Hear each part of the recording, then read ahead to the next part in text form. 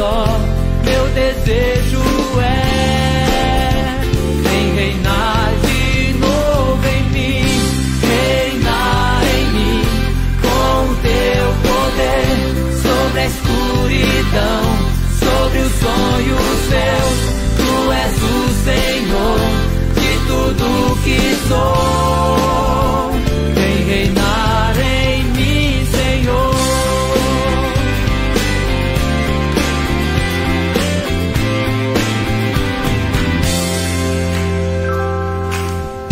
Sobre o meu pensar, tudo que eu falar, faz-me refletir a beleza que há em ti.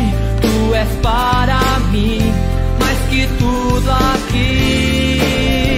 Vem reinar de novo em mim, reinar em mim com teu poder sobre a escuridão, sobre os sonhos meus. Tu és o Senhor de tudo que sou. Vem reinar em mim, Senhor.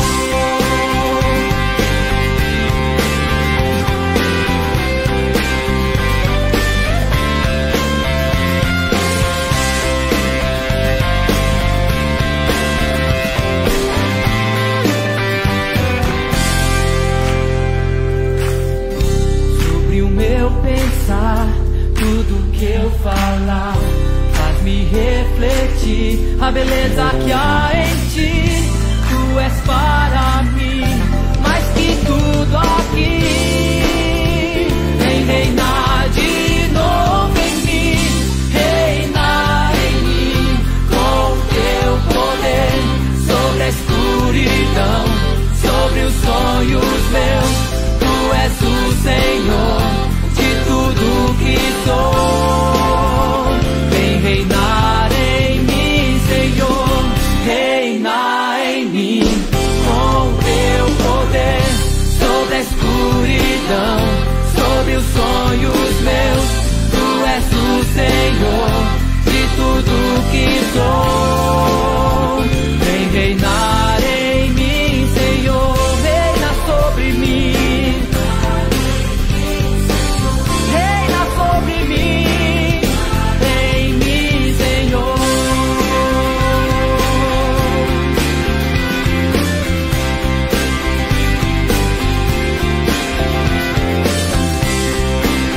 Hey, yeah, yeah, yeah.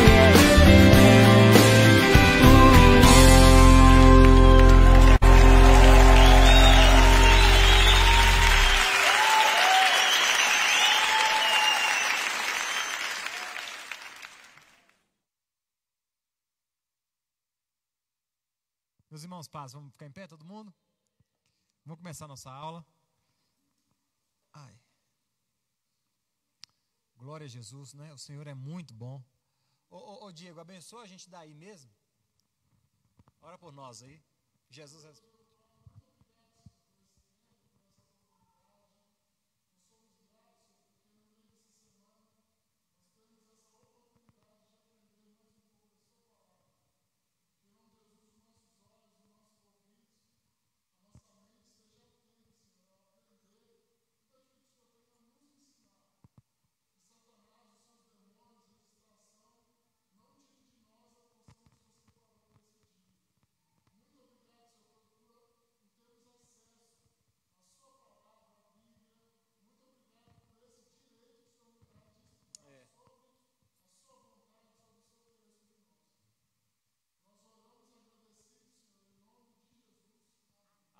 Vamos sentar, meus irmãos? Todo mundo aí abra 1 Coríntios capítulo 15. Primeira carta de Paulo aos Coríntios capítulo 15.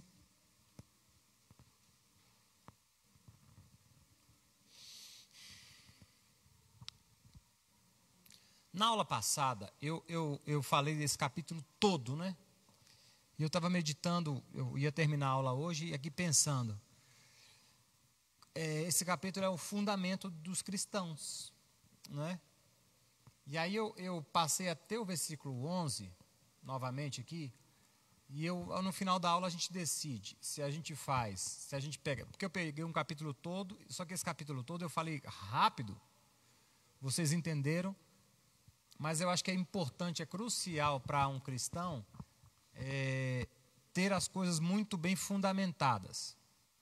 Como, por exemplo, quando você vai colocar uma estaca, não é?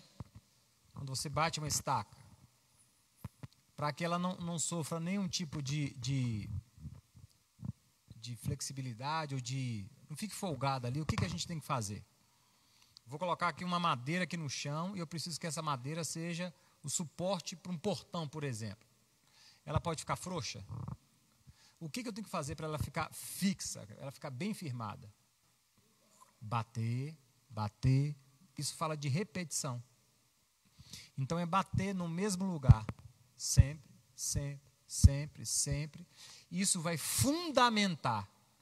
Então o ensino, muitas vezes fala assim, meu Deus, é de novo. De novo, de novo, é a repetição que vai fazer com que aquilo fique de fato fundamentado em você, fique tão firme, que nada mais abale. Então, o que eu estou pensando em fazer? No final da aula a gente decide isso aqui. Esse capítulo de 1 Coríntios, capítulo 15, que é o fundamento de por que você é crente, ele não pode sofrer nenhum tipo de flexibilidade. Ele tem que ser, de fato, muito firmado. Muito firmado mesmo, tem que estar rígido ali. Só que para estar muito rígido precisa acontecer o quê? A repetição, repetição, repetição, repetição. Pode não ser de mim apenas, mas no seu caso, você pode ouvir aqui, pensar, refletir, meditar, até que aquilo não sofra mais nenhum tipo de oscilação. Por que eu estou falando isso? Porque dependendo do ensinamento que você tiver na sua cabeça acerca de qualquer coisa das doutrinas bíblicas, se ele tiver mais ou menos qualquer tipo de coisa que encoste em você, aquilo vai se perder logo. E morte, sepultamento e ressurreição de Cristo Jesus é uma coisa que em qualquer crente tem que estar muito fundamentado. Tem que estar muito, muito, muito fundamentado. Por quê? É a partir disso que todas as outras coisas elas vêm à tona, que todas as outras coisas é construída. Então vamos imaginar a base de uma casa, ela não pode sofrer nenhum tipo de oscilação.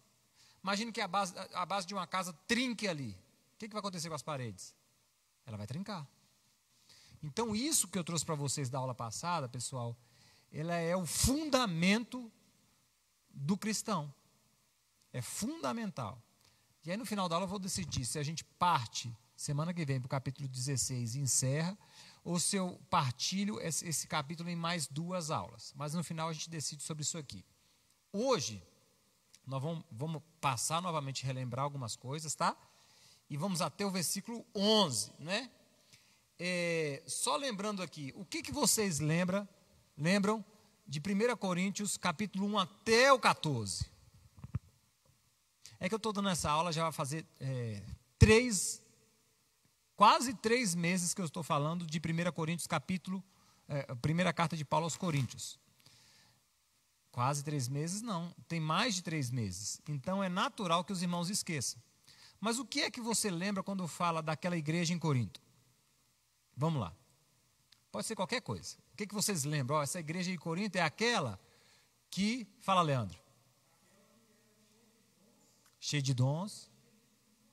Cheia de tribulação também. O que mais essa igreja tinha que Paulo corrigia? Desordem. Onde, por exemplo? No culto, né? No culto. O que mais essa igreja tinha que Paulo corrigia? Você lembra, Zé? A ceia. Isso. A ceia. A confusão que acontecia na ceia, né? O que mais nessa igreja tinha que vocês vão lembrando? Você lembra, Joel? Do capítulo 1 até o 14.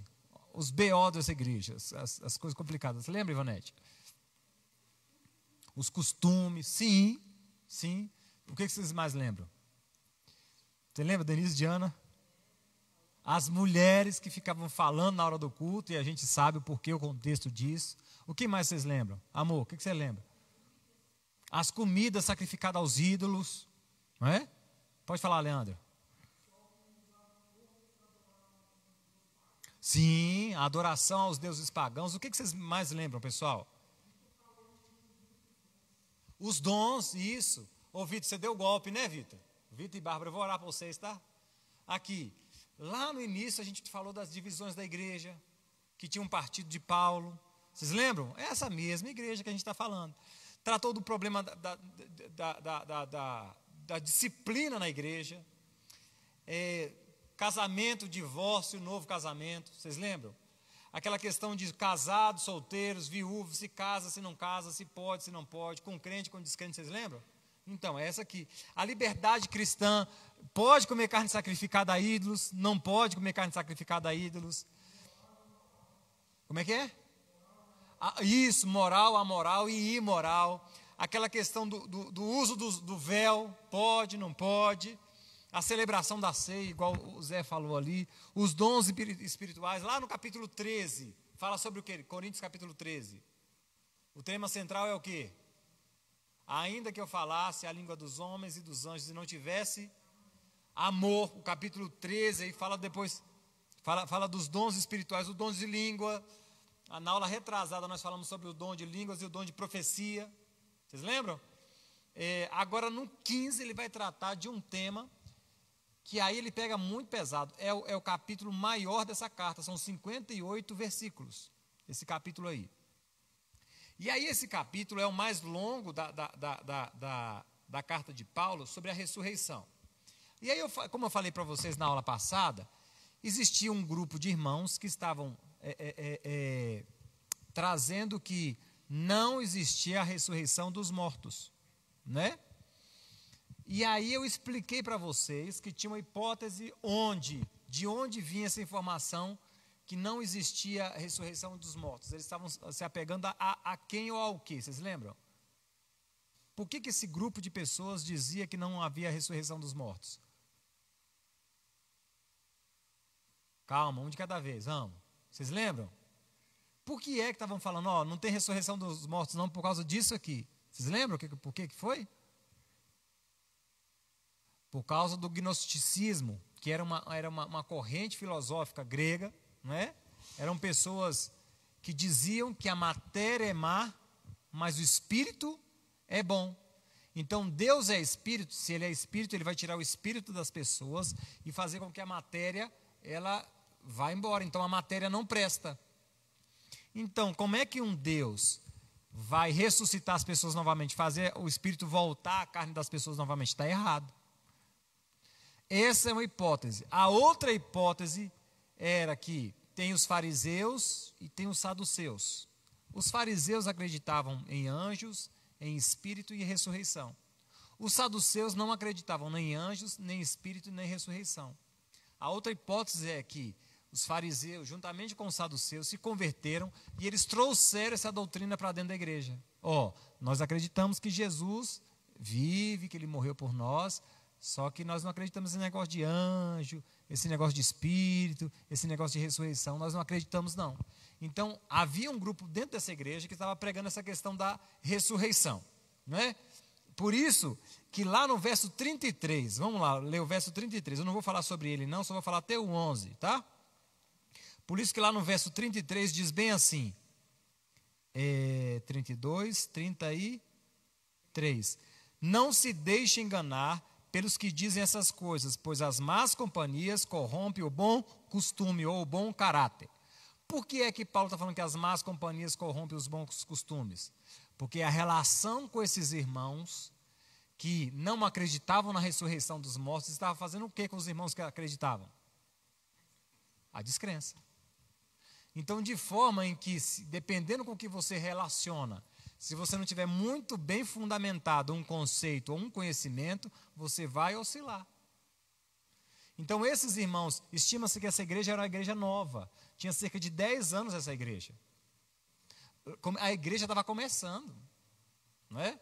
Diferente de nós hoje. Hoje a gente tem quase 2.000 anos de igreja. Nós temos os pais da igreja. Essa igreja aqui era uma das primeiras igrejas que surgiram. Esses irmãos aqui estavam relacionando ou com os saduceus, ou com pessoas que eram filósofos e tal, e elas estavam dizendo assim, olha, não tem esse negócio de ressurreição não. Por quê? As más companhias corrompem os bons costumes, o bom caráter. Era o que estava acontecendo com essa igreja. Essas pessoas que não acreditavam que Jesus havia ressuscitado, né? Até hoje. Até hoje você relaciona, dependendo com quem você relaciona, se você não tem o evangelho de fato firmado em você, você oscila. É assim ou não é? Não, isso não tem nada a ver não, vamos fazer junto, não sei o que, e daqui a pouco você está fazendo também, e aí, não, ele está fazendo. Sim.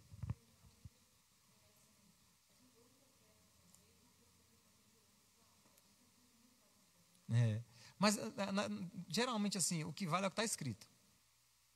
Né? Aí, porque, o que pode acontecer, Diana? Eu pego o meu jeito de olhar para esse texto e aplico. Não pode ser assim. Só que a Bíblia, por exemplo, já vai fazer muitos séculos que ela é a mesma coisa. E hoje, principalmente hoje, há alteração dessas coisas. O que a gente geralmente tem que fazer? Quais são os pais da igreja? Os pais Agostinho, todas essas pessoas, Lutero, que de fato eles proclamaram a Bíblia pura. Porque o que pode acontecer? Eu posso misturar a Bíblia com coach, por exemplo. E aí eu já não te ofereço um evangelho puro. Eu já te ofereço um evangelho inclinado a uma ciência humana, a uma sabedoria humana. E aí você pega aquilo e fala assim, não, isso aqui que é evangelho. Mas aí quando você vai olhar para os pais da igreja, o que eles disseram, não é nada disso. Não é nada disso. Mas é por isso que nós, os irmãos, precisamos nos reunir e por exemplo, eu estou explicando uma Bíblia aqui, vocês estão lendo aí. Né? Tem que ser assim. Porque eu corro o risco de errar e ensinar vocês errado. Mas se 1, 2, 3, 4, 5, 6, tem aqui 12 pessoas. Uma pessoa está falando, as 12 está conferindo. A probabilidade de erro da minha parte diminui. Era o que os irmãos de Bereia faziam. Paulo estava pregando, ele estava conferindo se aquilo de fato estava escrito. De fato estava escrito. Entendeu? E aí muitas vezes, é por isso que é importante a igreja ser séria. É por isso que é muito importante. Para vocês que estiveram aqui na conferência dos jovens, no sábado, o Richard, ele falou sobre 2 palavras ali importantíssimas. A primeira era ortodoxia e a segunda, ortopraxia.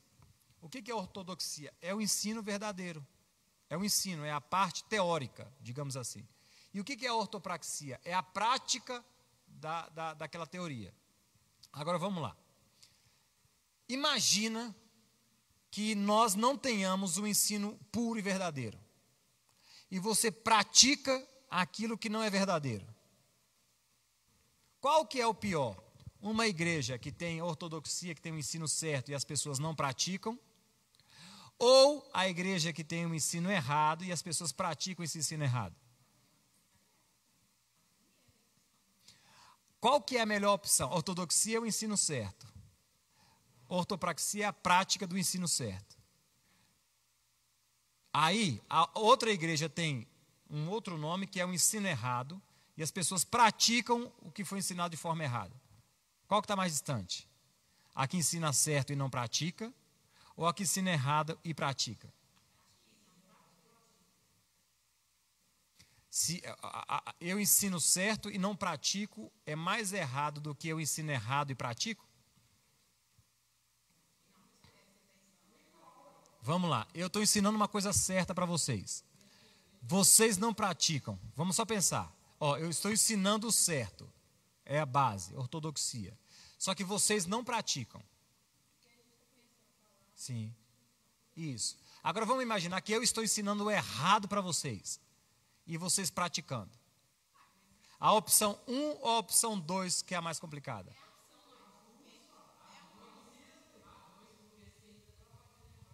Olha só. Mas se eu pratico aquela base errada, o que eu tenho que fazer? Parar a prática, parar o ensino, voltar para o ensino certo para poder praticar. Gente,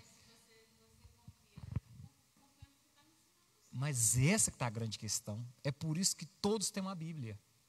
E é por isso que a prática da meditação bíblica precisa ser feita. Então não é porque a gente tem muita mania de falar assim, está todo mundo ouvindo e ninguém pratica. Erradíssimo.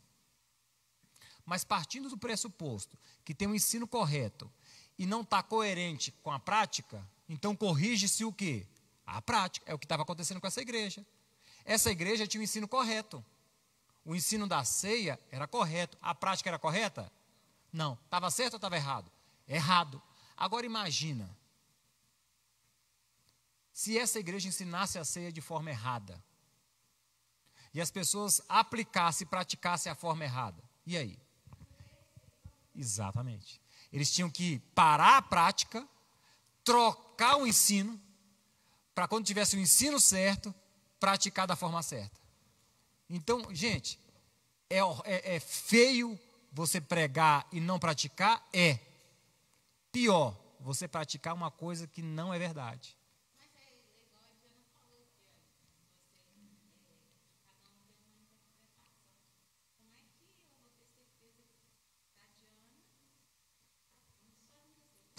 Não, mas é bom de exemplo, sim.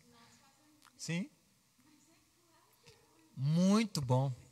Mas essa que é a grande questão. É por isso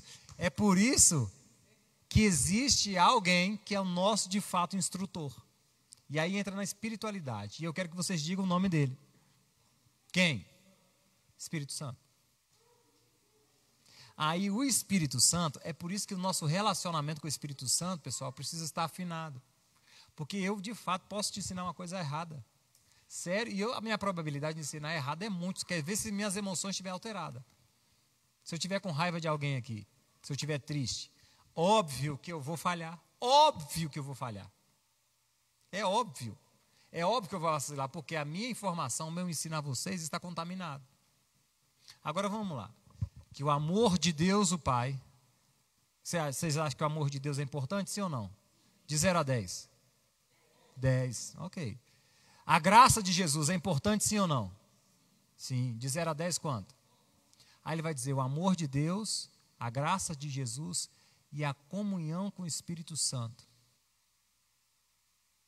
Por que a comunhão com o Espírito Santo a gente deixa 5, 4, 6? A comunhão, a relação com o Espírito Santo é proporcional em tamanho e valor à graça de Jesus e o amor de Deus. Porque sem a relação com o Espírito Santo você não compreende a graça e não se apropria do amor de Deus. Então eu posso errar aqui e com toda certeza errei muitas vezes, sim. Sim. Agora qual que é o meu papel como cristão? A minha Bíblia está aqui, deixa eu ler aqui, eu não entendi esse texto. Espírito Santo, eu não entendi esse texto. É isso mesmo que eu estou pensando? Daqui a pouco a magia, né, entre aspas, acontece. Aí você tem a explicação do texto. Então a ortodoxia é importante? Crucial, irmãos. O ensino é crucial. Então o que eu estou fazendo aqui na igreja todas as quartas-feiras?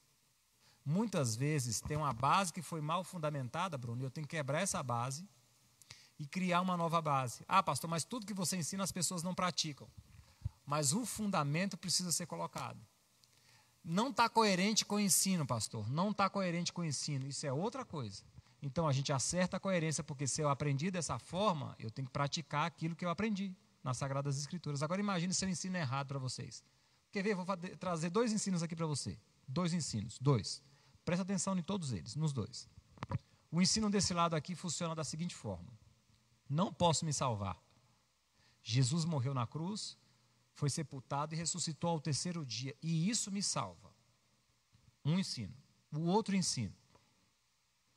Se eu me esforçar bastante, se eu não pecar, se eu tiver uma vida de santidade com Deus, isso me salvará. Presta atenção. Então eu tenho um ensino aqui e outro ensino aqui. 2 bases. Então eu começo a praticar essa aqui, que eu me esforço em viver em santidade, em certinho com Deus, e isso de fato, quando eu chegar lá no céu, Deus vai olhar assim, ó, você viveu certinho, você está salvo. Esse é um ensino. O outro ensino é que eu sou um pecador e não posso me salvar. Tenho a ortodoxia e tenho um outro ensino. E aí, irmãos? Esse ensino aqui, de que eu me esforço para me salvar, imagine que você esteja praticando isso. Por que você não peca? Não, porque senão eu vou para o inferno. Esse ensino precisa ser trocado. Agora imagine que você passou a vida toda que aprendeu que para você ser salvo, você não pode pecar. Essa base tem que ser quebrada e essa outra base precisa ser construída. Vamos lá, irmãos. Qual que é o certo? Esse aqui ou esse aqui? Biblicamente falando. Esse aqui que Jesus me salva e que eu não posso me salvar, nem meus atos de bondade, ou esse aqui que o meu esforço me salva e eu vou me esforçar o suficiente para chegar no céu? Qual dos dois salva? Esse aqui ou esse aqui? Esse aqui? Vamos lá. Quantos acham que é esse aqui? Levanta a mão. Quantos acham que é esse aqui?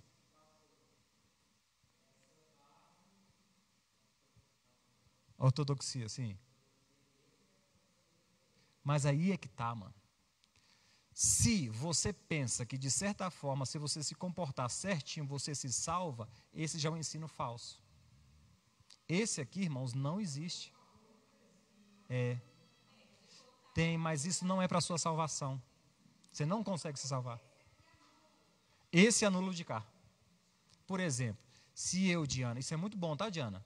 Se eu penso que eu me salvo me esforçando para não fazer as coisas erradas, o que Jesus fez não é suficiente. Agora, o que acontece? O daqui é Jesus me salva, e pelo fato dele ter me salvo, eu começo a praticar santidade. Não é que eu deixo de fazer as coisas erradas para eu ser salvo. É que eu deixo de fazer as coisas erradas porque eu fui salvo por Jesus. Vocês entenderam ou não, gente? Vamos lá. Então, esse daqui parte do princípio de que se eu for bonzinho, se eu fizer as coisas certinha, eu vou me salvar. Quem consegue? Não, eu entendi. Mas esse é um ensino. Sim. Agora, sim, você tem que se esforçar, assim, não para se salvar, mas para ter uma vida de santidade. Porque você é salva por Jesus, a partir daí você luta para não pecar, não fazer as coisas erradas. Você faz para ir para o céu. Só que nada que você faz te leva para o céu. Nada. Você não tem, nenhum ser humano na terra tem a capacidade de se salvar. Por quê? Porque a Bíblia diz que não há um justo sequer. E se você comete um pecado, você cometeu todos.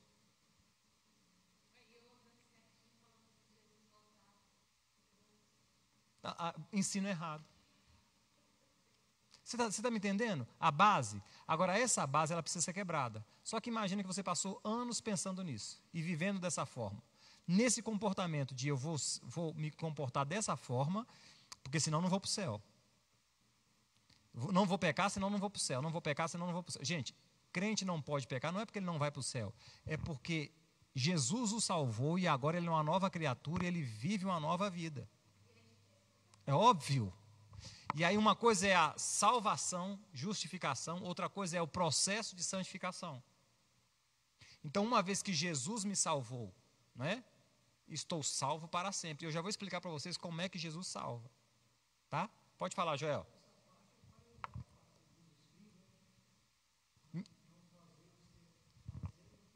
Sim. Eles tinham o ensinamento certinho, mas não praticavam. Isso mesmo, é isso mesmo.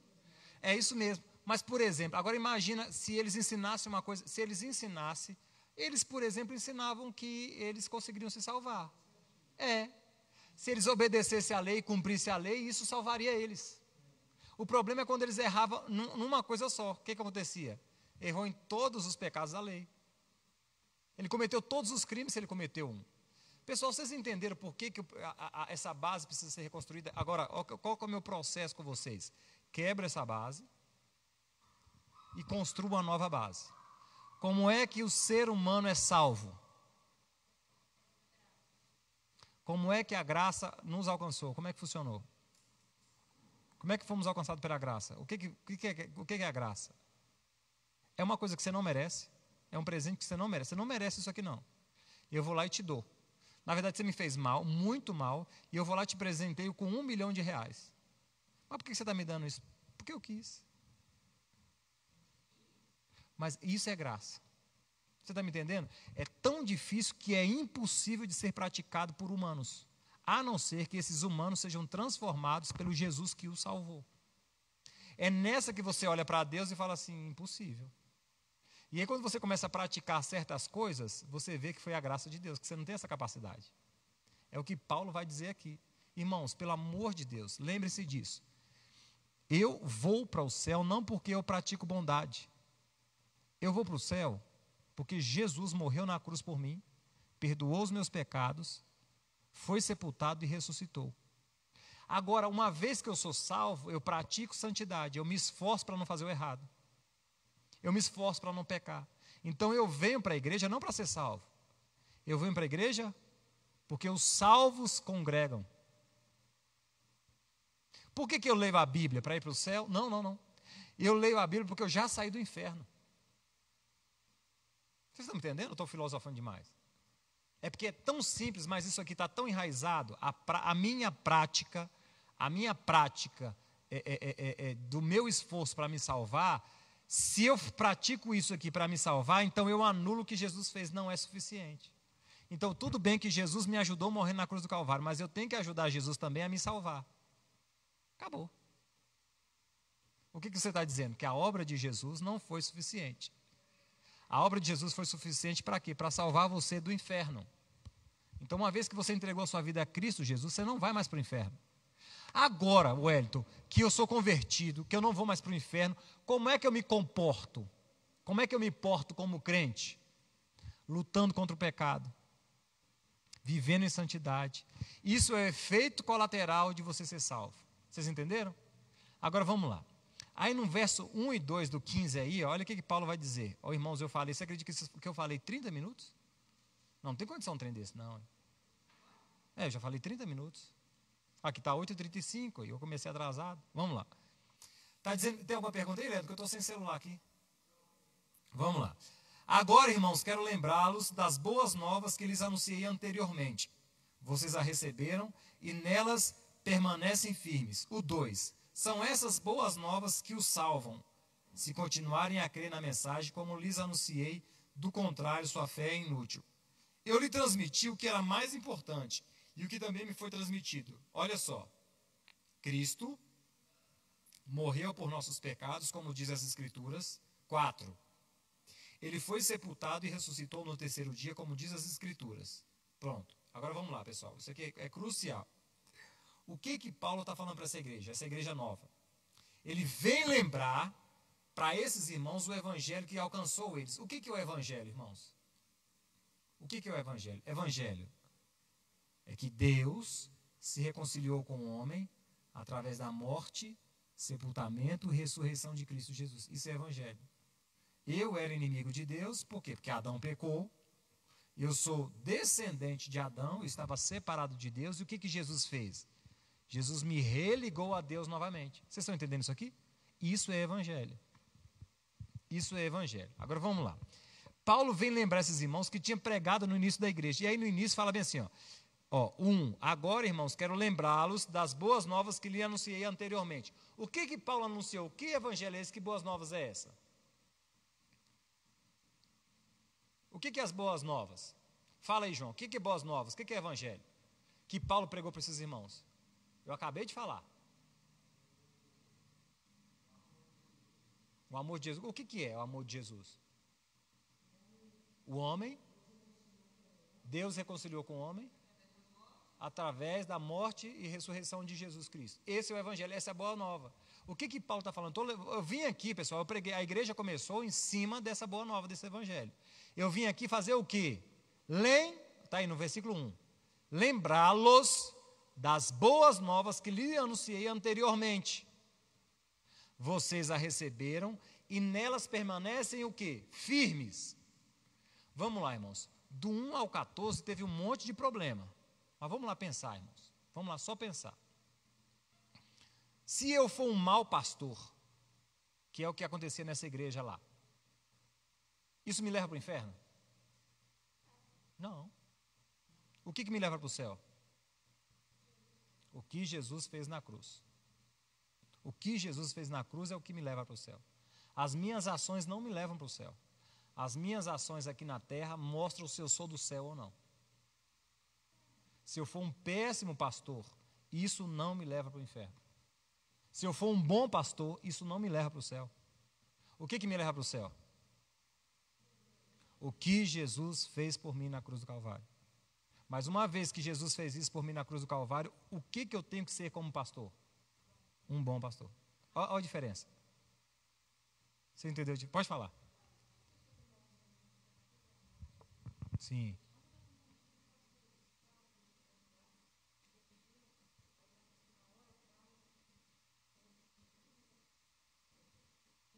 Não salva. Não salva. Não, já vi isso. Gente, o que salva as pessoas é o que Jesus fez. A pessoa ali está na hora da morte, não sei o quê, me arrependi de todos os meus pecados de 60 anos. Não, eu sei, sim. Tá, me arrependi. O fato de eu me arrepender me salva? Não. Aceitar o que Jesus fez por mim é o que me salva. Sim. Essa é a... É simples. É simples. Vamos lá. É injusto demais. Mas essa é a grande questão. Vamos pegar os 2 ladrões da cruz. Foi justo aquele assassino, bandido. Gente, se ele morreu crucificado, ele aprontou e era um criminoso de alta periculosidade. O que Jesus fez com aquele safado? Porque ele é um safado. Aquele cara que morreu do lado é um vagabundo. Criminoso, descarado. O que Jesus fez com ele? O que Jesus fez com ele? Hoje mesmo você vai estar comigo. É injusto. Agora é injusto para mim. Mas quem foi que morreu por aquele safado? É o que estava acontecendo na parábola que o próprio Jesus explica. Olha que justiça. Tinha olha a aula, ó, mas tá bom, faz parte. Tinha um grupo de pessoas na praça. Ele falou: os meninos, vocês estão fazendo o que aí? A gente está aqui, tá, olha, eu vou pagar para vocês, exemplo, tá? R$100 para vocês trabalharem 8 horas para mim. Vamos? Ué, vamos aí. Esse é o preço justo. Então nós vamos. Aí ele encontrou um outro grupo de pessoas que estavam, já era meio-dia. Os meninos, o que vocês estão fazendo aí? Ué, não estou fazendo nada. Não vamos trabalhar lá para mim, só lá na minha colheita lá, eu vou pagar R$100 para vocês. Aí, dando perto, 5 horas da tarde, ele encontrou um outro grupo de pessoas. Ele falou: vocês estão fazendo o que aí? Não estou fazendo nada. Vamos lá sobre colher lá, fazer a colheita lá, que eu vou pagar vocês. Vamos lá. Aí, esse senhor começa a pagar quem chegou por último. Quem chegou 5 horas da tarde, sabe quanto que ele pagou? R$100. Quem chegou meio-dia, ele pagou R$100. Só que os que começaram de manhã, disseram assim: bom, já que nós trabalhamos mais, nos esforçamos mais, com toda certeza, é óbvio, que ele vai me pagar mais. Aí ele foi lá e pagou quanto? R$100. Esses que começaram cedo ficaram injustos, ficaram indignados, igual nós ficamos. Presta atenção. Por quê? Foi justo? Foi. O que foi combinado? O que esse senhor fala? Gente, o dinheiro é meu. E eu pago proporcional e dou a quem eu quiser. Aí muitas vezes essa injustiça está dentro de nós. Por quê? Porque para nós é injusto ele dar mais para quem fez menos. Mas essa é a graça de Deus. A graça de Deus, ela não nos alcança pelo tanto de esforço que a gente fez. A graça de Deus alcança a todos os pecadores. E isso não encaixa na nossa mente humana. Se você pega a graça de Deus e tenta inserir na minha justiça, na sua justiça, ela não encaixa. Aí o que a Bíblia diz da nossa justiça? Que ela é como o quê? Trapo de imundície. O que é trapo de imundície? Antigamente não tinha mods, não tinha absorvente. As mulheres usavam uns panos para menstruar. O que é trapo de imundície? Aquele pano de menstruação. Deus está dizendo que essa nossa justiça, que acha que a dele é injusta, é como pano de menstruação. Vale nada. Não vale nada, não. É pior, todo mundo tem nojo. É essa a grande questão. Mas vamos lá. Jesus, esse moço, o dinheiro era de quem? Dele. A graça vem de quem? E aí? É justo? Quem de nós tem, de fato, calibradinho em justiça? Calibrada a justiça. Não, minha justiça aqui é, ó. Quem de nós, irmãos? Não tem. Então é por isso que nós sempre vamos julgar errado. Agora vamos lá. Deus salvou aquele safado. Isso não encaixa na minha cabeça. Eu quero ver quando chegar lá no céu, nós encontrarmos o Hitler. Eu quero ver o que nós vamos arrumar. Quero ver o que nós vamos arrumar. Quem estuprou criança. Se Deus resolveu salvar essas pessoas. Eu quero ver se nós chegarmos lá no céu, irmãos, encontrar Marília Mendonça. Quero ver o que a gente vai arrumar. Eu quero ver que... Pastor, mas ela está lá no céu? Eu não sei. Mas se o próprio Deus quis salvá-la. E aí, irmãos? Vamos aí. Eu vou olhar... A grande questão é, você estará lá? A gente aqui já lembra, né? É suposição, né?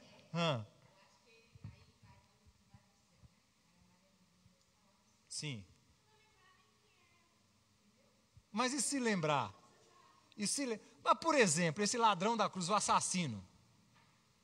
Gente, foi injustiça. Ele deve ter matado criança, deve ter matado um pai de família e foi salvo. Jesus salvou um vagabundo. É justo? Na nossa justiça? Quem é você, senhor? Quem sou eu? Não encaixa, gente. O amor de Deus não encaixa na nossa cabeça. Sabe por que a gente pensa isso, Ivonete? Porque a Bíblia não fala. Não, é porque a Bíblia não fala. A Bíblia não fala, mas, por exemplo, quando Jesus relata do seio de Abraão, daquele moço que tinha um mendigo na porta, Senhor, pede para ele tocar na ponta da língua dele e para tocar na minha boca que eu estou morrendo de sede. Isso mostra que, de fato, lembra-se. Mas isso é uma outra história. Sim, Jesus, sim. Mas isso são suposições e é outra aula. Mas vamos lá. Se eu for um mau pastor e Jesus morreu na cruz do Calvário por mim, estou salvo ou não estou? Está vendo que é difícil até falar? Não é aceitável, porque a gente tem... Está vendo, mano? Isso é outra coisa. Isso aí é outra coisa que a gente vai falar na próxima aula. Olha só. Se eu creio que Cristo morreu por mim, foi sepultado e ressuscitou ao terceiro dia, e Ele me salvou, é isso que me salva. O meu comportamento não me salva. Agora, se Jesus me salvou, espera-se que eu seja um bom pastor. Mas eu vou ser um bom pastor para ser salvo. Pelo que Jesus fez por mim. Vamos lá. Sou um bom pastor porque Jesus me salvou. Sou um bom pastor para Jesus me salvar. Tem diferença sim ou não? Muita. Uma coisa é o que Deus fez por mim. Outra coisa é o que eu faço para Deus fazer por mim. Acabou. Se você acha que pode fazer alguma coisa para Deus te salvar, pode parar. É melhor você ferver no pecado. Não consegue.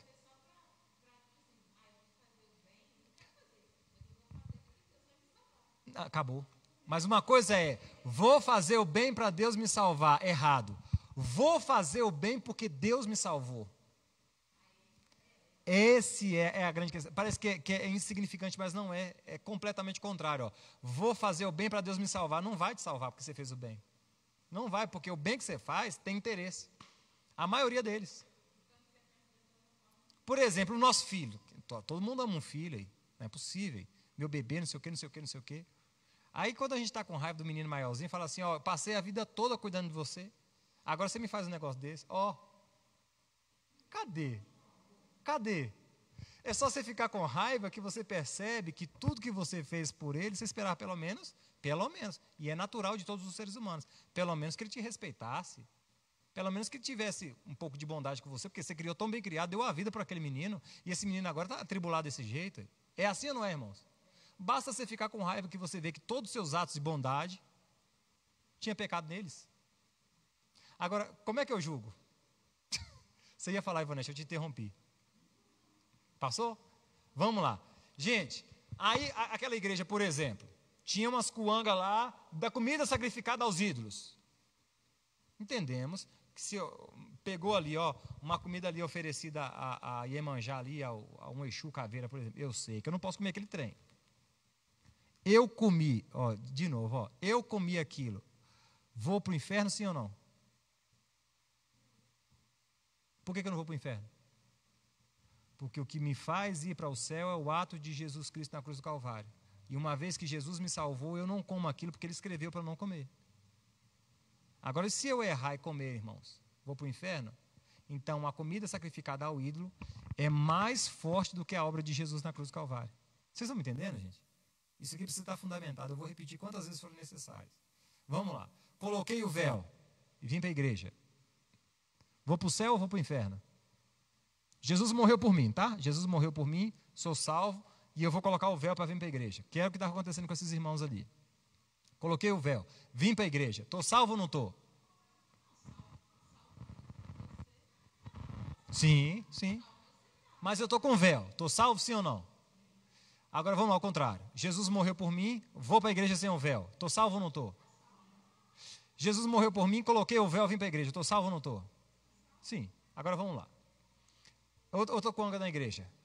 Eu prefiro o pastor Wellington. Eu prefiro o pastor Paulo. Estou salvo ou não estou?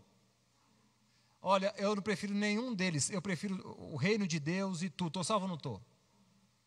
Todas essas coangas que tinha na igreja são importantíssimas. Só que Paulo agora aumenta o volume, por quê? Porque o evangelho que ele fundamentou estava sendo ruído. Não, Jesus morreu, foi sepultado, mas não ressuscitou não. Se eu de fato crer que Jesus não me ressuscitou, isso afeta a minha salvação. O que me salva? Crer em Jesus? Não. Crer na obra de Jesus na cruz do Calvário. Foi sepultado, ressuscitou. Isso me salva. Se eu não creio nisso, não estou salvo. De novo, o que me salva?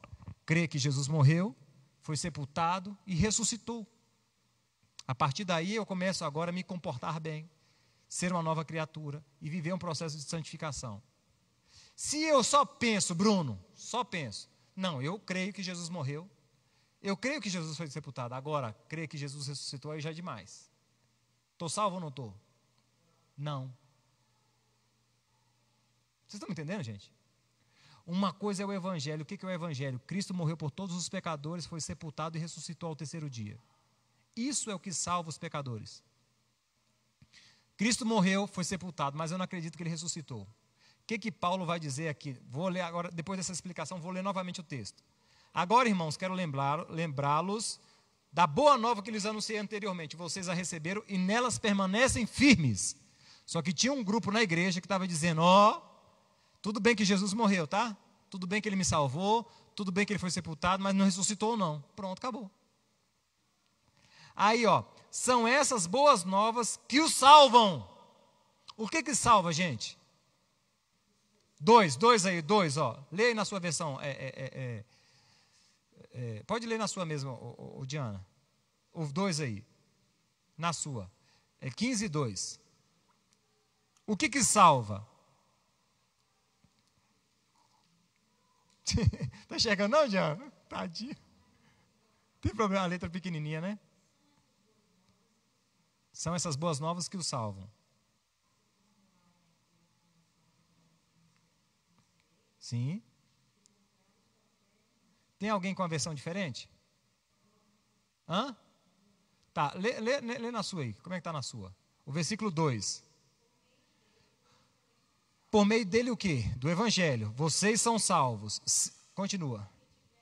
Se retiverem a palavra, assim como tal preguei a vocês, a menos que tenham crido em vão. Vamos lá. O que Paulo pregou para essa igreja? Para começar a igreja. O evangelho. O que é o evangelho? Cristo morreu, foi sepultado e ressuscitou. E o que salva essa igreja? Isso. Se vocês acreditam nisso, isso é o que salva vocês. Mas se vocês não acreditam nisso, qual é a consequência? Está aí no final do verso 2. Não, eu creio. É inútil, você não está salvo. Gente, vocês estão entendendo? Não. Isso aqui é um fundamento. Eu vou ter que repetir várias vezes. Você entendeu, João? Você entendeu? É o efeito colateral de ter sido salvo. Sim. Sim. Sim. Sim.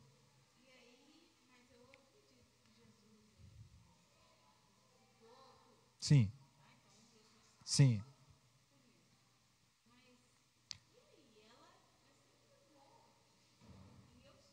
Sim. É exatamente isso a graça. A graça é exatamente isso. A graça salva os que acham que são bons e quem nós achamos que são bons. E a graça salva quem nós achamos que são ruins. É isso mesmo, Jean, é isso mesmo, Denise.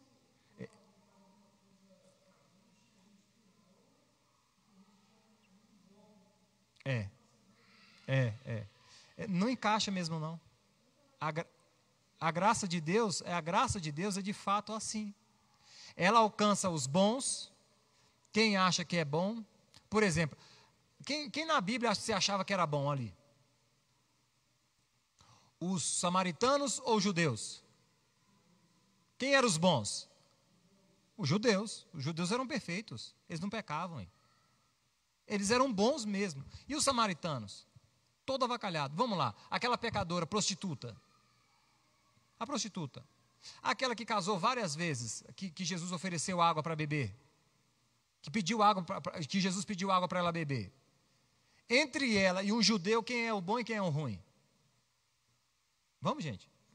O judeu é o bom e ela é o quê? Gente, quantas vezes ela já tinha casado? 5. Gente, o que fala? Hoje já é complicado, né? Agora imagine, naquela época, 5 maridos aquela mulher teve. Aquela mulher era o quê? Vamos falar a verdade. Não precisa falar com a boca, não. Mas vamos falar aqui para nós. Aquela mulher com 5 maridos. Vamos lá, irmãos. Vamos lá, fala a verdade. Ela era boa ou era ruim? Vamos lá, irmãos. Vocês são menos pecadores do que eu, mas eu vou forçar o pecado de vocês aí. Vamos lá, quem era a descarada aí da história? É ela. Vamos lá. Jesus salvou os judeus? Sim. Se eles, de fato, esses irmãos aqui, são irmãos judeus, que acreditaram na obra de Cristo Jesus, mas também tinham irmãos ali que não eram judeus. E aí? A salvação é para quem? Estou chocado. A salvação é para os bons ou para os ruins? Para todos. Mas qual que é justo? Deus salvar os bons ou os ruins? Deus não é só as negas. Ele salva quem Ele quer. Você está me entendendo? A gente só não aceita. Sim. Sim. Sim. Sim, sim, sim. É, sem querer, isso mesmo. O que acontece? Sim. Exatamente. Rapaz, olha que maravilha. Os discípulos de Jesus fizeram isso, sabe com quem? Com o menino que estava cego. Nasceu cego, o menino. Aí sabe o que os discípulos de Jesus perguntou? Ô Jesus, quem foi que pecou? Ele ou os pais dele, para que ele nascesse cego? E aí, irmãos? O menino nasceu cego. Quem foi que pecou? Está vendo? Mas está pagando alguma coisa aí, não está não? Viu? Que maravilha. Aí, está vendo? Vamos lá. Agora imagina esse Deus maravilhoso. Esse Deus é maravilhoso demais. Eu vou arrebentar a Denise dando um filho para ela desse jeito. Olha para isso. E por que tanto safado não tem um filho desse jeito? Está vendo? Gente, não pegue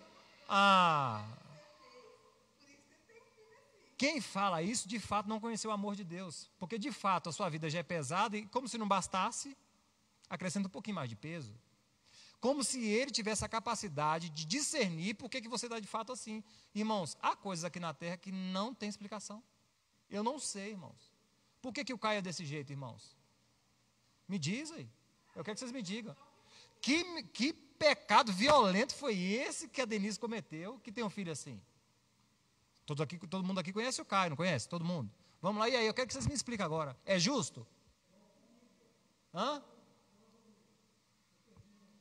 Quando você perdeu seu pai, sim?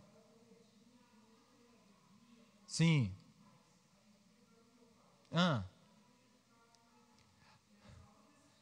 Claro, e aí, por que não levou minha mãe que era cachaceira e levou meu pai que era bom? Olha para isso.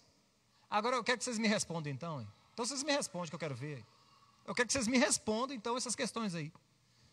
Qual é a resposta, pastor? Não tem. Não tem. Então vocês me digam então por que eu passei tanto aperto com a Grace? Não, eu quero que vocês me falem. Por que o João Miguel tinha 2 meses, 3 meses, e ele permitiu que entrasse É que agora morreu tanta gente em coronavírus, que é mais ou menos isso. Mas na época que a Grace pegou H1N1, que ela passou tantos dias no CTI, com um bebê, o João Miguel só mamava. Então vocês me dizem aí, eu quero ver então.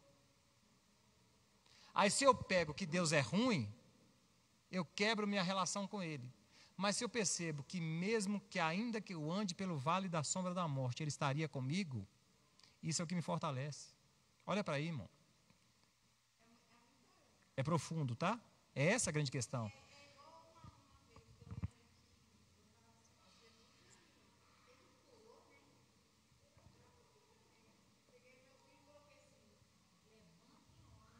Sim. Caiu. É. Muitas vezes, por exemplo, na questão de um milagre, não falta fé. Muitas vezes falta para nós saber se Deus de fato quer curar aquela pessoa. Eu não tenho... irmãos, olha, a gente falou dos defuntos, de ressuscitar, aquele negócio da aula passada, né? Não tem problema nenhum se eu tiver que orar por uma pessoa para ressuscitar. Qual é o seu problema, pastor Ed? Saber se é para orar por aquela pessoa, para ela de fato ressuscitar. Minha dificuldade é essa. Colocar a mão nela e dizer, ressuscita, eu não tenho problema. Qual que é o seu problema? Saber se é para eu fazer aquilo. Isso, esse é o difícil. É a vontade do Senhor que esse corpo levante daí? Essa é a minha dificuldade. É essa a grande questão. Mas essa que está a grande questão. Mas ele levou Lázaro também. Entendeu? Você está me entendendo? Olha aí, e aí? Lázaro eu vou levar ele, tá, Wellington, mas eu preciso que você vá lá e ore por ele. Porque eu tenho um propósito na vida dele. Mas para quê? Para quê? Eu não sou só as negras, eu só obedece. Abraão, pega a sua parentela, pega todo mundo, muda de Ouro Branco para um lugar que põe tudo lá no caminhão, a mudança, e aí vocês pegam a estrada que eu vou falar para vocês onde é que vocês vão. Mas é frio, calor? Tem escola para os meninos? Tem.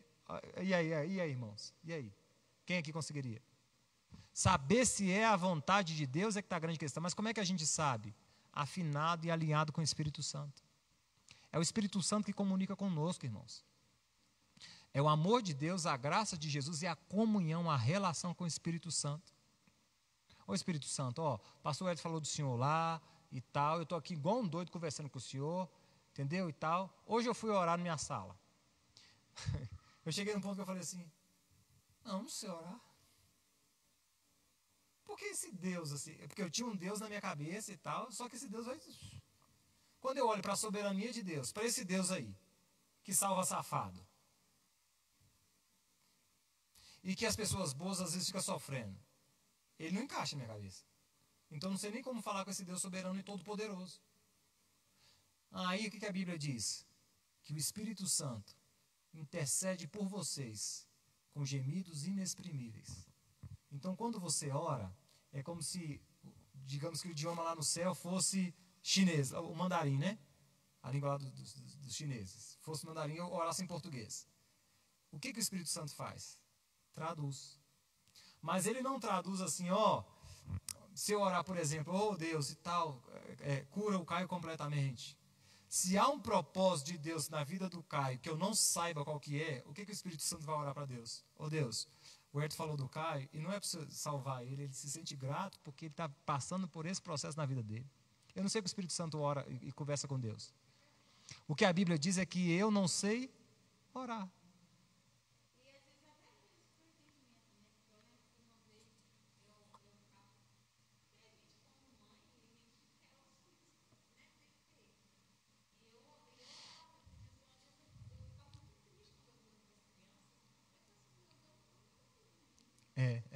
Sim.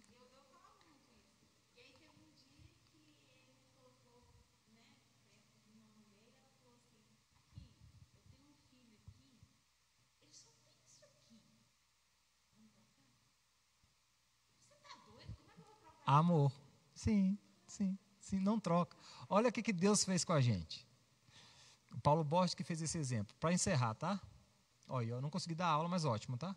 Isso aqui é fundamento, irmãos. Isso aqui é fundamento. Isso é batendo na estaca. Quem aqui tem filho, levanta a mão aí, que eu quero ver. Pronto. Só vocês aqui que não tem, né? Mas tá bom, vocês vão ter. Imagina aí. Quem aqui que tem filho, o seu filho não tem defeito? Quem aqui? Os pais que estão aqui, que seu filho tem defeito, por exemplo. Faz de conta que Deus vai te dar uma oportunidade de pegar esse filho seu com esse defeito, se fosse para escolher, né, na loja. Aí você vai escolher o filho seu com defeito ou um do lado sem defeito nenhum, para você levar para sua casa. Hoje, você tem filho. E aí Deus te dá a oportunidade de devolver para a loja. Aí você pega seu filho e vai lá na loja. Por exemplo, tem o João Miguel que tem defeito aqui, a Maria Fernanda que tem defeito aqui, e tem mais 2 crianças aqui sem defeito nenhum. E Deus me dá o privilégio de poder escolher o João Miguel, a Maria ou as 2 crianças que não têm defeito. Quem eu vou escolher?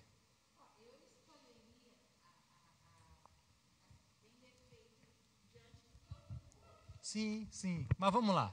Você olha o Caio e você olha uma outra criança sem nada. Aí você pode deixar o Caio lá e pegar a outra criança sem nada. Viu? O nome disso é amor. Que mesmo sabendo dos defeitos, você não consegue devolver. Vocês estão me entendendo, gente? Então você me explica isso aí que eu quero ver. A oportunidade que Deus te dá de devolver e pegar um bom, você não faz. Vocês entenderam?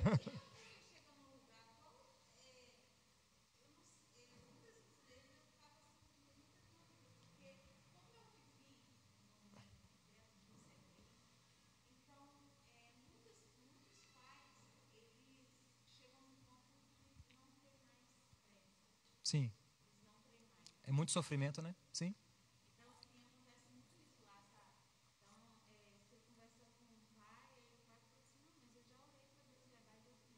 Sim.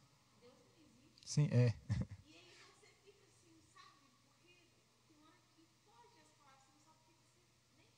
É porque, de fato, muitas vezes, não tem o que falar. Não tem. Nada vai conseguir explicar. Nada. Mas nada mesmo. Eu não entendo. Eu estou aqui. Só que eu não sei nem o que te dizer. Pronto, irmãos. Quer ver um trem bom? Morreu a pessoa que você mais ama nessa vida. Está lá no caixão. O que você tem que falar? O que você tem? Não, vamos lá, irmãos. Na boa.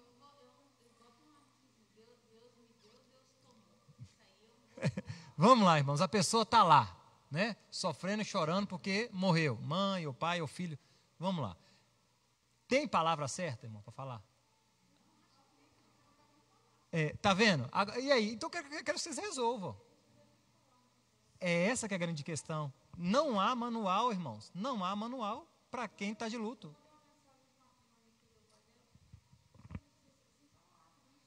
Mas de fato é porque ocasiões como essa não tem palavra. A não ser, eu estou aqui. Mas vamos lá, eu estou orando por você, por exemplo. Perdi o filho. Atenua, irmãos. Não estou falando que está errado, não. O que eu estou querendo mostrar é que todo o esforço acerca de um sofrimento violento, que ciência não consegue alcançar, que conhecimento não consegue alcançar, que nada consegue alcançar. Nada, irmãos. E aí? O que você faz? Bendito seja o nome do Senhor. Sim. Agora, por que eu estou explicando isso para vocês? Porque o sofrimento humano, há momentos em que não há palavras, a não ser você estar ao lado daquela pessoa. Irmãos. Aí, beleza. Deus, então vem aqui. Deus não vem. Quem é que tem que ir? Você é o representante de Deus. É essa a grande questão, irmãos. Vamos lá. Jesus morreu, ressuscitou, foi embora. Quem ficou? O Espírito Santo ficou em Jesus, mas assim, como é que as pessoas encontram Jesus? Como é que as pessoas veem Jesus? Através de nós. Quem quiser encontrar Jesus tem que encontrar quem? A Denise. De forma que a Denise é salva, por ela ser salva. Isso, aí. Isso, eu quero que o outro irmão veja Deus. E a única forma do outro irmão ver Deus é ver um filho de Deus. Sou eu. Agora imagina se você vive uma vida de pecaminosa. Você tira dessa pessoa o direito de conhecer a Deus. Você está me entendendo a diferença? Então fui salva, e por eu ser salva, ser uma filha de Deus, eu me porto dessa forma. Para que as pessoas vejam Deus em mim. Quem quiser conhecer a Deus, não tem que... Deus lá no céu. Eu preciso conhecer a Denise. Se eu conheço a Denise transformada, eu conheço o próprio Deus. Pode falar, amor. Não. Exatamente. Então, quem quiser conhecer a Deus, tem que conhecer quem? Um filho de Deus. Por que eu preciso viver na linha certinho? Porque eu sou um filho dele. E os outros filhos dele que não conheceram a ele, precisam me conhecer. Porque me conhecendo, vai conhecer a ele. Não, a Denise só pode ser uma filha de Deus, porque não tem condição isso que ela faz, não. Você está me entendendo, Denise? Olha a diferença. Vou fazer certinho para eu ser filha de Deus. Não. Eu estou fazendo certinho porque eu sou um filho. Eu já sou um filho, por isso que eu me esforço ao máximo. Vocês entenderam, irmãos?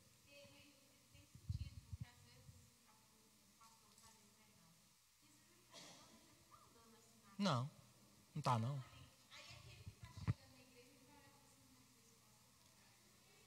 Não está praticando, né?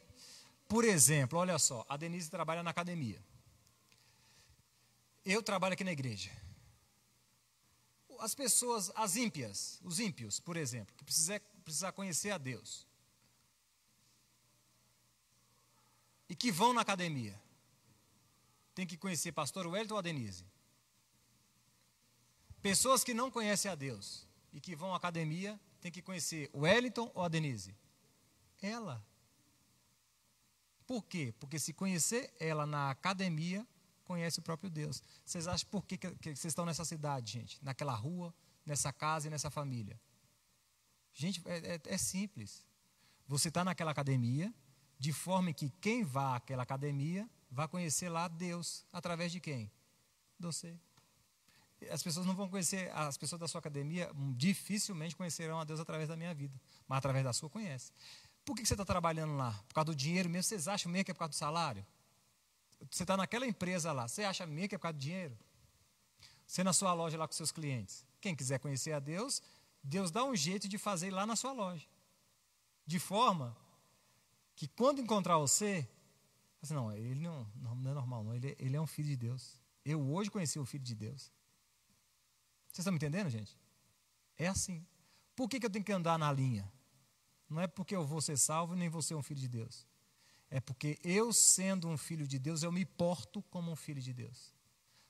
Vocês estão me entendendo, gente? De forma que quem quiser conhecer a Deus é só ir num rotor onde você trabalha e passar no seu caixa. Deus está precisando se fazer conhecido através de alguém. Fala assim, eu vou mandar lá no 1º de maio, né? Lá que você trabalha? Ah, está na Borifit. Olha para isso. Então, nós temos a academia lá no Esparta e temos a Borifit. De forma que, olha, esse grupo de pessoas aqui, eu preciso que conheça a Deus, então eu vou mandar lá na Esparta. Mas esse outro aqui, que é mais um Pioneiros e Confidentes por ali, eu preciso lá na Borifit. Mas eu já tenho uma filha minha lá e outra filha minha em outro lugar. Agora imagina, se vocês não se portam como filhos de Deus, vocês tiram do outro o direito de conhecer a Deus. E isso é pecado. Estou fazendo o trem errado. Estou fazendo um trem errado. O que eu estou fazendo? Eu estou deixando de ir para o céu? Não, estou tirando do meu irmão o direito de conhecer a Deus. Olha a diferença, é ao contrário. Vocês me entenderam? Vamos encerrar por aqui? Perguntas, vai. Eu ia falar da ressurreição, a gente continua na próxima aula. Isso aqui, pessoal, parece assim, mas é um fundamento. Vocês entenderam? É um fundamento. Aí eu estou batendo, pá. Por exemplo, tive que quebrar esse fundamento aqui de que eu vou me comportar direitinho para ser salvo. Isso não existe. Jesus me salvou e pelo fato dele me salvar, eu me tornar filho dele, eu me porto como filho dele. E isso se chama santificação. Vocês entenderam? Entenderam? Então tá, vamos ficar todo mundo de pé. Pega esse seu envelope, seu dízimo, sua oferta, o meu está aqui. Tem alguma pergunta aí, Leandro? Quem é que está aí? Fala os nomes aí para eu falar o nome aí. Hã? Tem um pedido de oração? Fala aí, fala para mim aí, Leandro. Maria das Graças, Max Júnior, Deus te abençoe. A Cíntia, Deus te abençoe, Cíntia. Ô Vitor, Deus te abençoe. Quem? Fabiana, Fabiana. Na hora que eu encontrar você, Fabiana, Deus te abençoe, Fabiana. Quem mais? Acabou? E o Leandro, Deus abençoe vocês aí. Olha, o Marlon Silva está com problema nas córneas e ele pede oração aqui, nós vamos orar por esse irmão aqui, tá? Eu tenho boas notícias o Max Júnior também, Deus te abençoe, Max Júnior. Eu tenho a notícia do irmão de Carlos, aqui na igreja, o Ed Carlos, ele fez o olho, esse aqui. Como os irmãos sabem, o Ed Carlos queimou os olhos com cal lá na usina. E ele fez a troca da córnea do olho direito 2 vezes, que era o olho pior. E vai fazer uns 15 dias que ele trocou do olho melhor, que era do olho esquerdo, né? Eu estive na casa dele e ele está muito feliz, porque ele falou assim, olha, agora eu já consigo até dirigir. Porque a outra córnea dele clareou e ele consegue, ele fala assim, pastor, eu via só assim, você, por exemplo, assim, só um vulto, agora eu estou conseguindo ver você. Então, a tendência é que o olho esquerdo dele venha melhorar e ele vai trocar a córnea do olho direito novamente. E aí, provavelmente, ele vai conseguir enxergar, ele precisa ficar 1 mês sem vir na igreja para não correr o risco e tal. Daqui 15 dias ele está aqui com a gente congregando. Eu fiquei muito feliz mesmo. Glória a Jesus, glória a Deus. E a vontade dele, sabe o que é? Pastor, eu só quero voltar a trabalhar. Olha para isso. Isso só pode ser Deus. Sim. Oh, glória a Deus. Sim. Glória a Jesus. Glória a Jesus.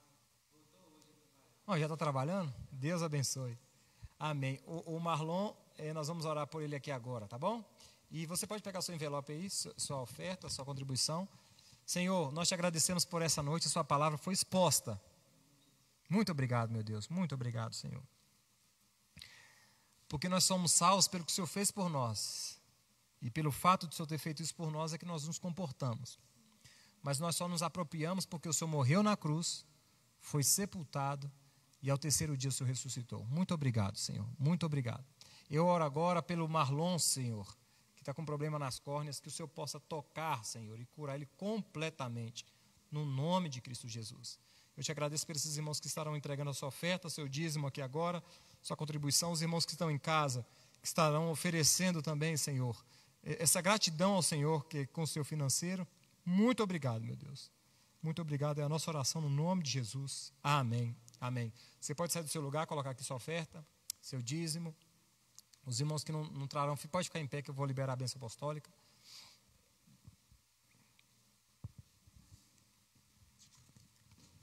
Eu fico muito feliz quando a Diana vem, quando a Denise vem.